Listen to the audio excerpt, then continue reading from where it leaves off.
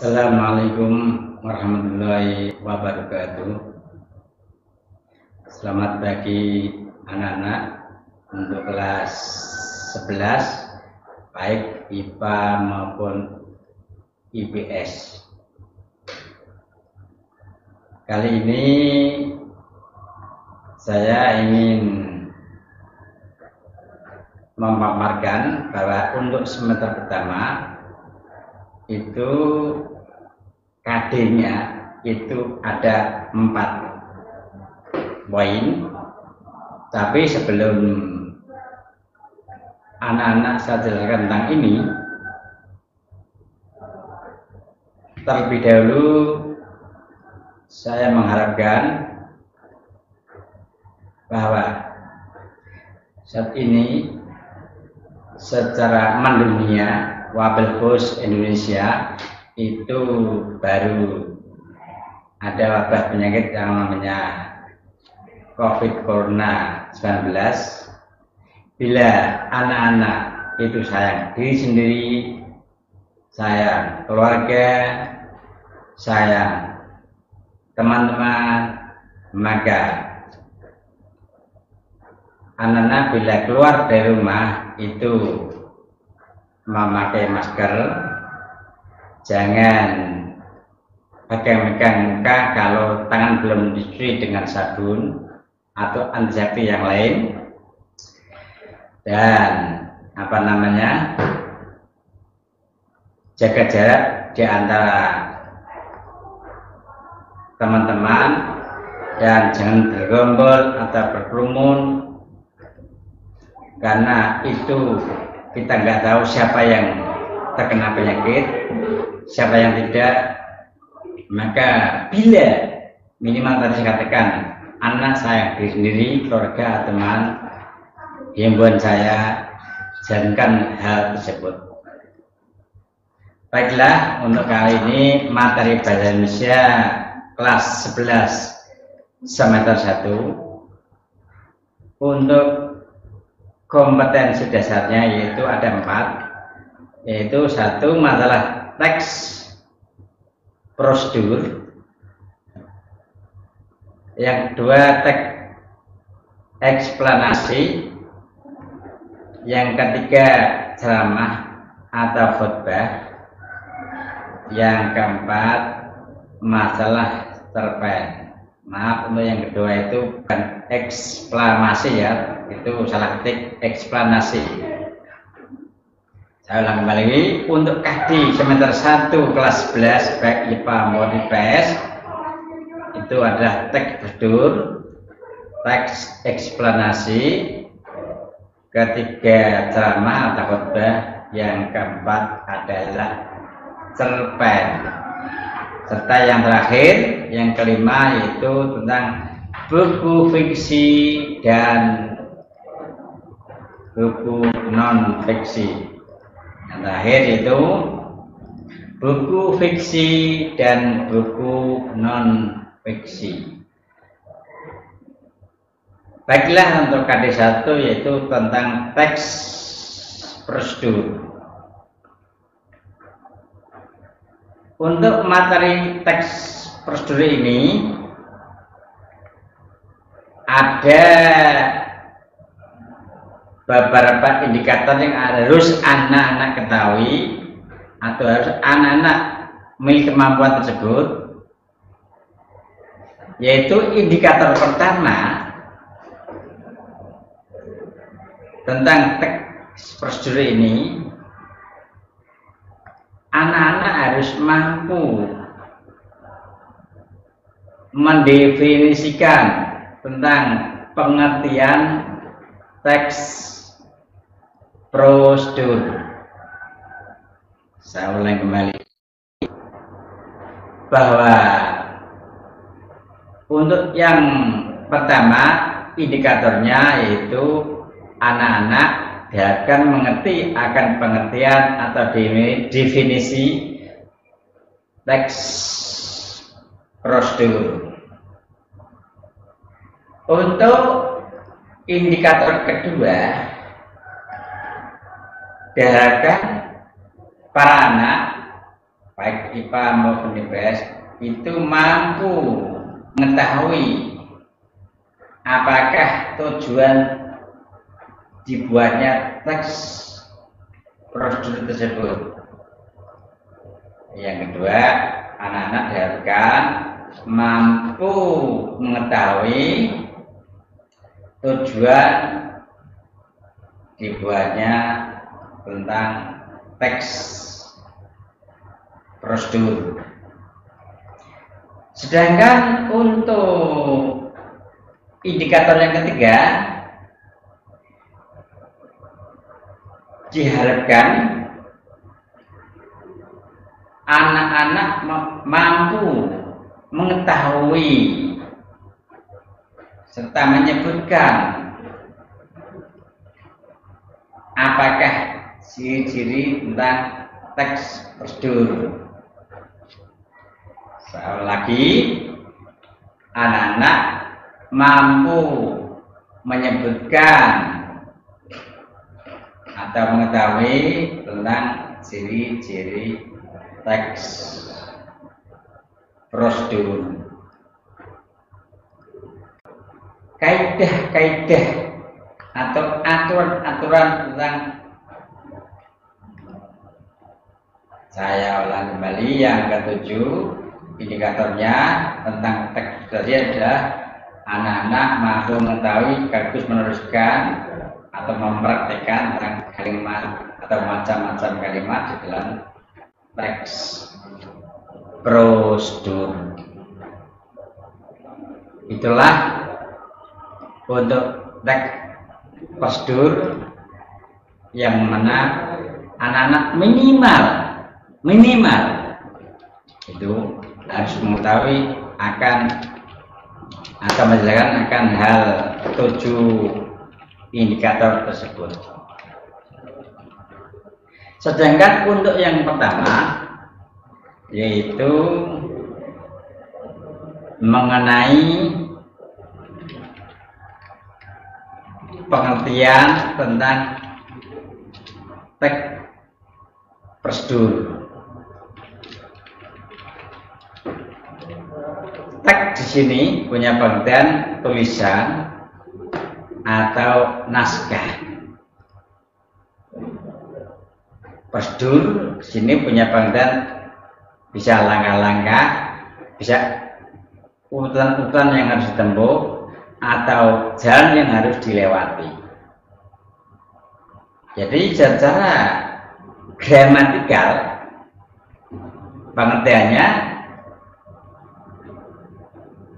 teks prosedur itu bisa berarti teks yang berisi tentang langkah-langkah atau tahapan-tahapan untuk melakukan suatu hal. Saya ulang lagi bahwa teks prosedur itu bisa diartikan sebagai teks yang berisi, yang isinya itu tentang langkah-langkah atau susunan-susunan atau tahapan-tahapan untuk melakukan suatu hal. Itu hal apapun itu.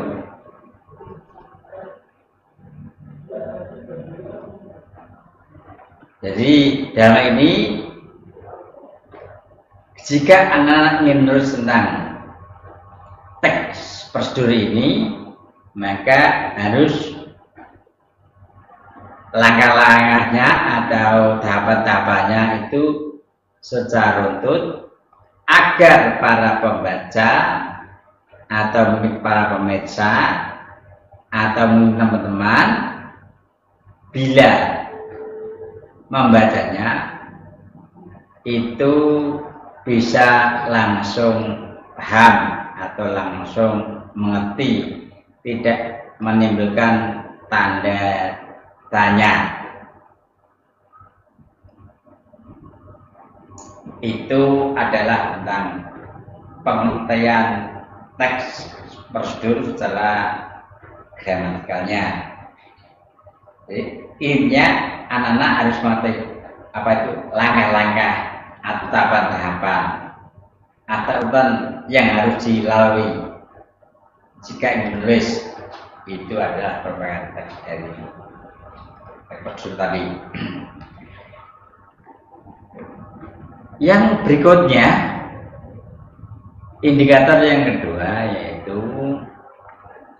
tentang tujuan atau maksud atau endingnya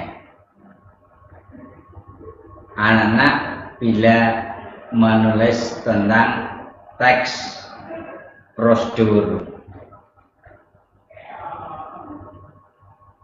Intinya tujuan teks prosedur ini dibuat untuk membantu pembaca atau orang lain yang kebetulan membacanya agar bisa paham bagaimana cara melakukan sesuatu atau membuat sesuatu dengan tepat atau dengan kata lain untuk memperoleh hasil akhir menurut saya yang ingin dicapai atau tidak diinginkan. Jadi finalnya para baca mengetahui apa maksud dari tulisan ini, endingnya apa, hasil akhirnya apa. Nah, maka situ akan dijelaskan secara bentuk tadi tentang bagaimana melakukan sesuatu tadi. Itu adalah tujuan dari teks prosedur.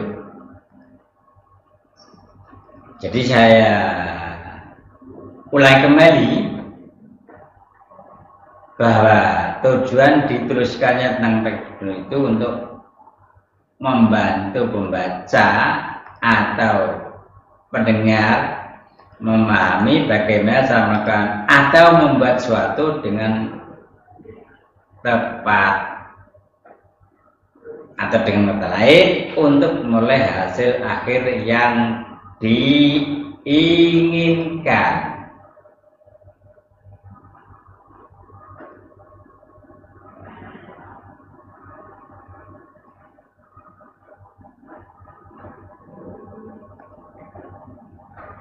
Sedangkan untuk indikator yang ketiga yaitu tentang ciri-ciri teks prosedur. Ada 4 ciri di dalam membuat teks prosedur ini yang harus anak-anak ketahui dan mampu untuk menuliskannya, yaitu menggunakan kalimat perintah. Perhatikan, pertama, menggunakan kalimat perintah atau dengan kata lain adalah menggunakan kalimat imperatif. Perhatikan, menggunakan kalimat imperatif. Kalimat perintah ini bisa berbentuk larangan atau suruhan.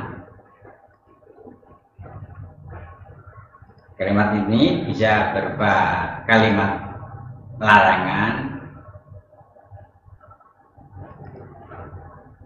atau suruhan.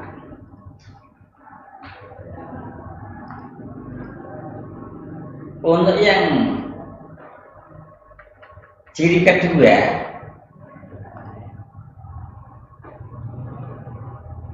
yaitu menggunakan kata kerja aktif. Ingat, yang kedua ini menggunakan kata kerja aktif.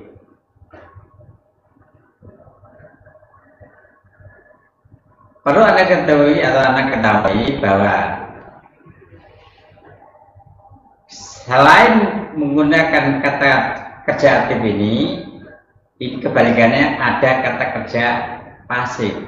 Tapi yang di sini yang dipakai bukan yang pasifnya, tapi kata kerja aktif. Nah, bagaimana kata kerja aktif itu? Ciri-cirinya itu yang subjeknya mengenai suatu pekerjaan.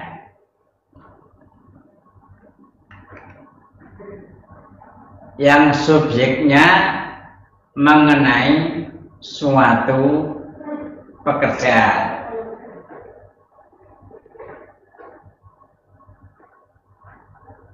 Tapi kalau kata kerja pasif itu subjeknya dikenai pekerjaan. Kalau aktif itu biasanya menggunakan afeks atau imbuhan yang berupa prefix me,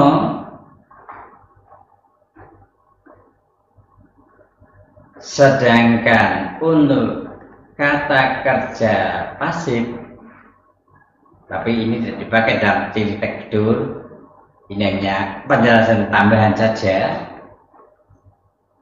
bisa dianulir. Itu yang tadi subjeknya dikatakan dikenai pekerjaan itu menggunakan afek yang berupa prefix di.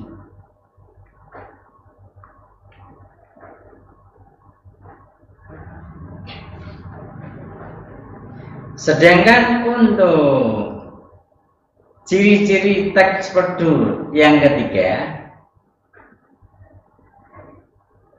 yaitu menggunakan kata penghubung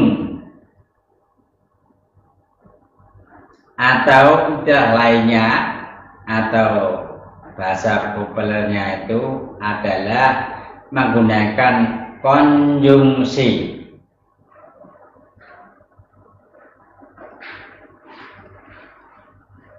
Nah, bagaimana ini dengan maksud untuk mengurutkan kegiatan atau cara. Ingat, di dalam teks ciri-ciri teks perdur yang ketiga ini adalah menggunakan konjungsi atau kata penghubung. Kata penghubung karena menghubungkan kalimat satu dan kalimat yang berikutnya dengan maksud untuk mengurutkan kegiatan atau mengurutkan suatu cara.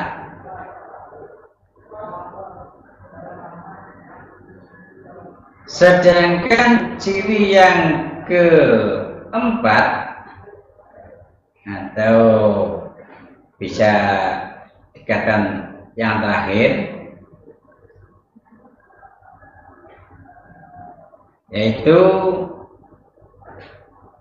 menggunakan kata keterangan. Bisa keterangan itu untuk menyatakan cara, tempat, atau waktu.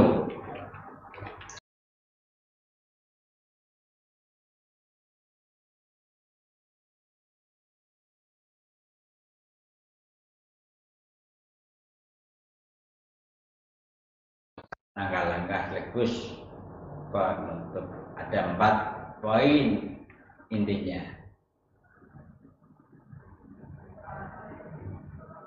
Sedangkan tadi untuk yang bagian pertama atau bagian tujuan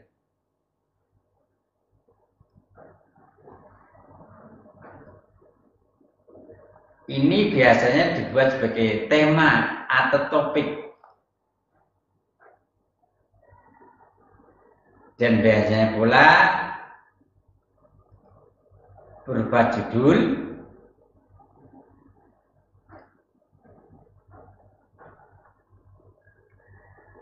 dan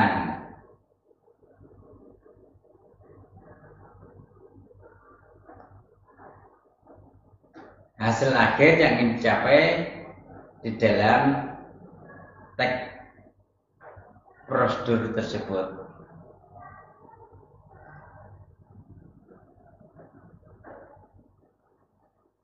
Saya ulang lagi bahwa untuk bagian tujuan ini biasanya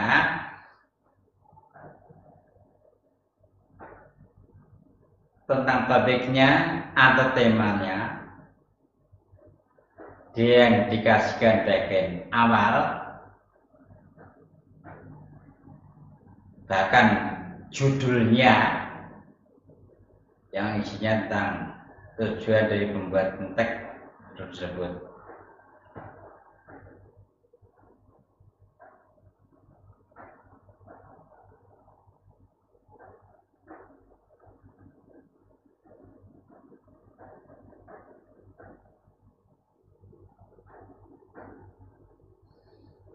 Sedangkan untuk bagian material, materi atau bahan-bahannya itu biasanya isinya itu tentang bahan apa yang dibutuhkan, alat apa yang digunakan untuk bisa dilakukan suatu aktivitas. Jadi ingat, untuk bagian material ini adalah segala bahan yang diperlukan tersebut, alat apa yang diperlukan untuk membuat bahan tersebut, agar apa yang ingin dicapai itu bisa terlaksana. Contohnya banyak. Saya ambil contoh kecil yaitu cara membuat makanan. Makanan itu bisa macam-macam bentuknya, rasanya, bahannya. Nah, ini bagian dari teks prosedur. Jadi kalau anak-anak ingin membuat sesuatu minimal tentang makanan, maka tadi ada pertama bagi tadi tujuannya harus tahu, bahannya harus tahu, dan materialnya bahan atau materialnya harus mengerti, alatnya harus mengerti. Ini adalah bagian yang kedua, yaitu bagian material.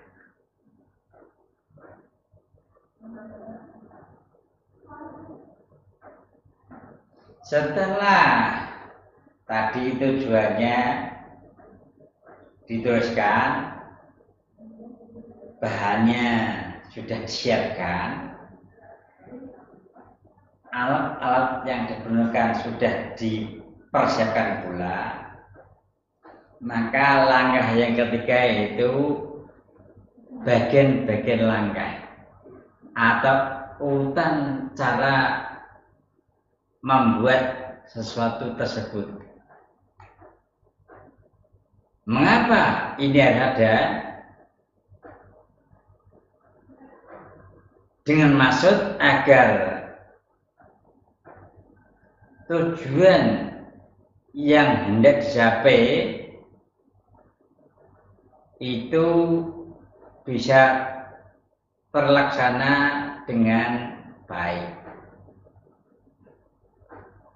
Maka langkah-langkah ini harus dilewati agar apa yang menjadi tujuan kita akhir tadi bisa tercapai.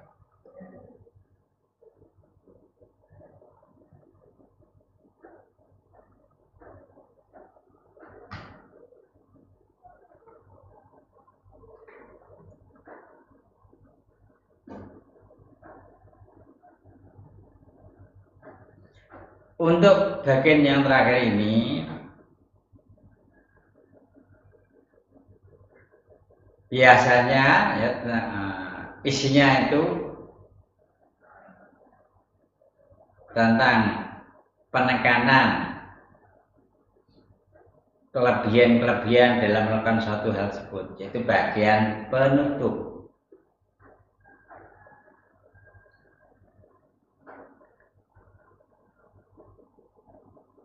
Karena ketahui bahwa bagian penutup ini berisi tentang penekanan bagaimana keuntungannya apabila anak melakukan hal tersebut. Dan biasanya itu dapat dengan ucapan selamat mencoba, selamat melakukan, agar Anda bisa sukses untuk mempraktekkan hal-hal tersebut di atas. Ini adalah bagian penutup.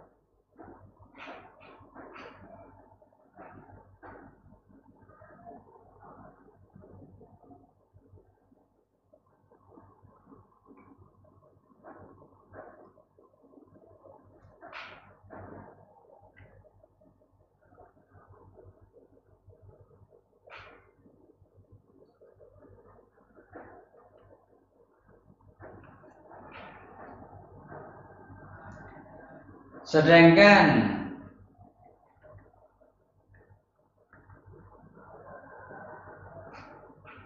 untuk indikator yang kelima tadi terkait dengan kaidah atau aturan bagaimana membuat teks prosedur.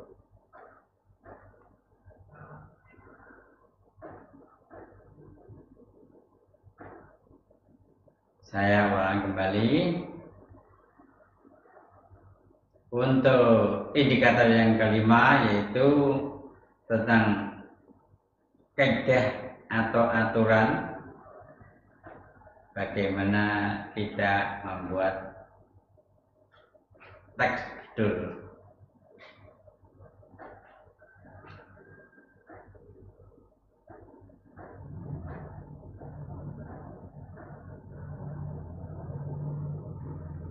Yang pertama yaitu menggunakan konjungsi temporal.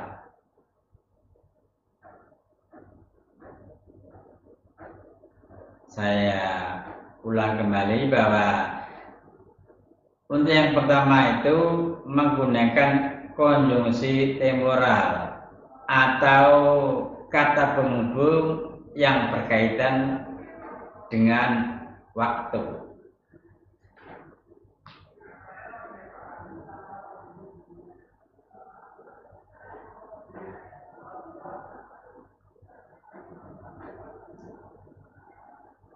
Biasanya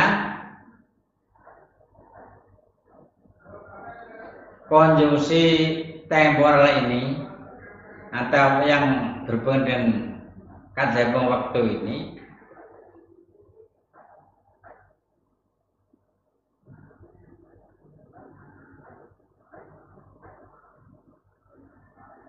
bersifat urutan atau bersifat kronologis.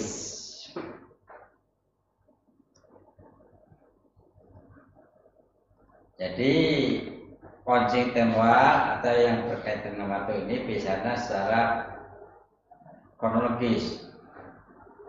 Misalnya menggunakan konjungsi selanjutnya, berikutnya, lalu, kemudian, dan seterusnya. Saya ulang kembali bahwa untuk kaidah atau takdir yang pertama itu menggunakan konjungsi temporal atau kata penghubung yang terkait dengan waktu yang biasanya bersifat kronologis.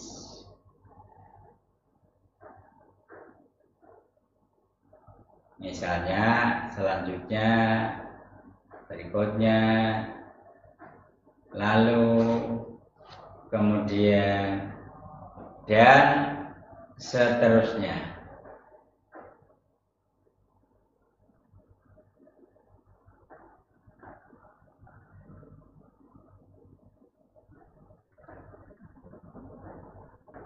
Yang kedua, menggunakan kata kerja imperatif, yaitu kata kerja perintah.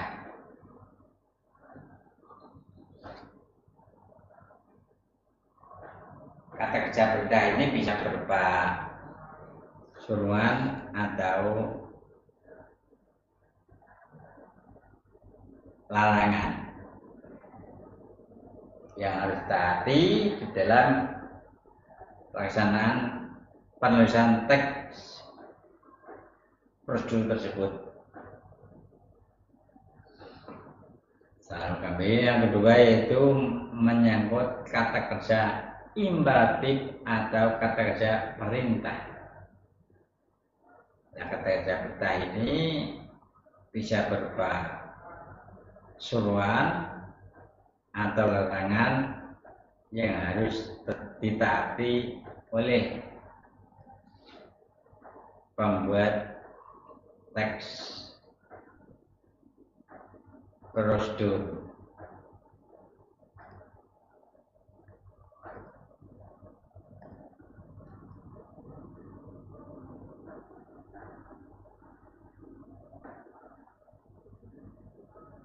Yang ketiga,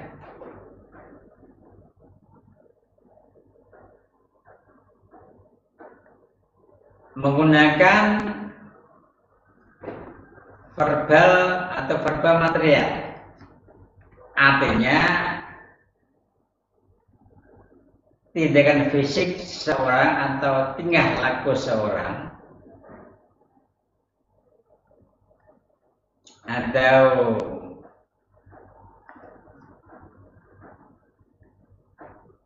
pekerjaan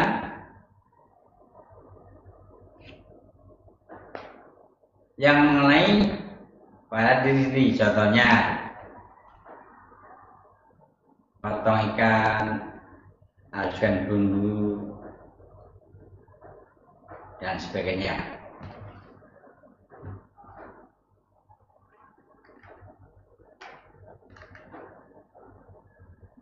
Atau dengan kata lain, ini adalah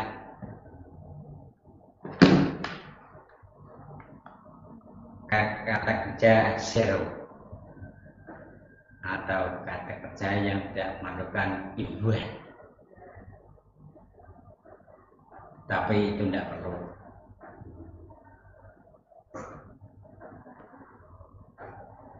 Jaju anak pikirkan kan itu hanya tambahan.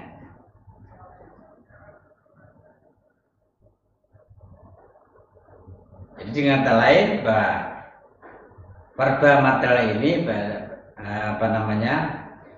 bahwa seorang itu sikap dan tindakannya atau perbuatannya untuk melakukan sesuatu. Tadi saya katakan contohnya potong ikan, haluskan bumbu, nah itu tadi.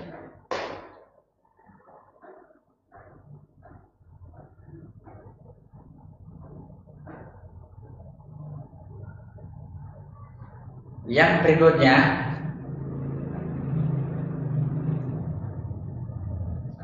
adalah tentang partisipan manusia.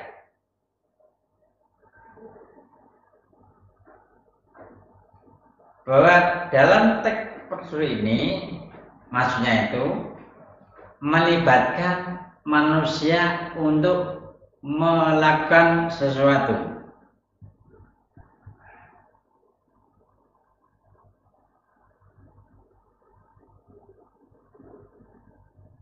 Dan lagi bahwa di dalam teks ini yang dimaksud dengan partisipan manusia itu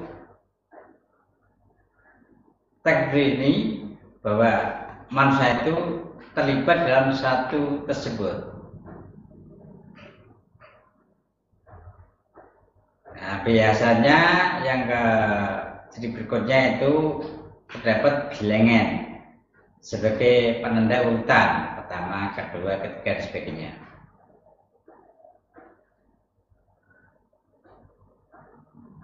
Yang berikutnya yaitu terdapat kalimat interrogatif. Artinya, maksudnya itu kalimat yang terkait dengan pertanyaan-pertanyaan. Ya kan, ini bagaimana caranya? Terus bagaimana dan sebagainya. Yang berikutnya yaitu kalimat yang berkaitan dengan pernyataan-pernyataan atau kalimat deklaratif. Nah, itu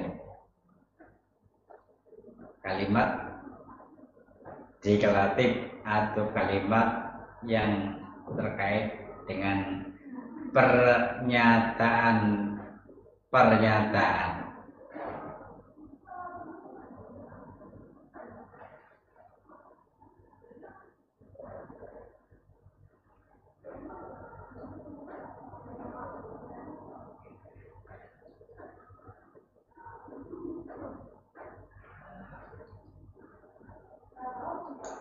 Untuk pertemuan kali ini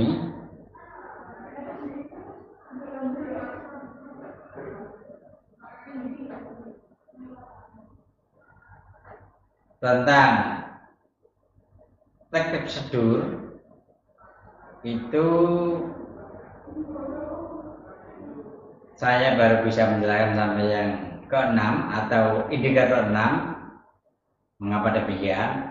Waktu jualah yang membahas pertemuan antara saya dengan anak dan lain waktu bisa dilanjut kembali. Dan semoga materi ini bermanfaat untuk anak-anak dan selamat belajar.